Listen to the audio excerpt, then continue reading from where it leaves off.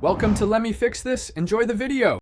You start by confirming clearances and code requirements for a B-vent. This matters because improper spacing or materials causes drafts or carbon monoxide risk. Once confirmed, position the appliance outlet and trial fit the vent sections from the appliance up through the roof or chase. Make sure seams align with the male end upward so condensate drains. Tighten only enough to hold pieces.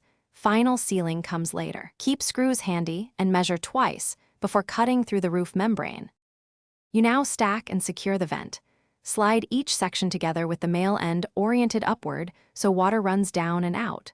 Once nested, fasten the upper seam with 3 evenly spaced sheet metal screws. This prevents sagging but avoids distortion. Install support straps every 5 to 8 feet and at any elbow to maintain pitch and alignment. Make sure the vent stays plumb and clears combustibles by the specified distance, because heat transfer and safety depend on consistent spacing and secure supports. Finish at the roof by sliding the flashing over the vent and securing it to the roof deck. Install the storm collar above the flashing and seal with high-temperature silicone for weatherproofing. Attach the approved cap or termination per manufacturer instructions and confirm the required clearances to windows or air intakes. Once complete, restore power and gas, light the appliance, and test draft and operation.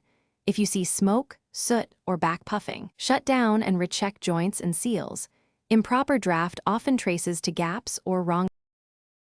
Thanks for watching. If you found this helpful, don't forget to like and subscribe.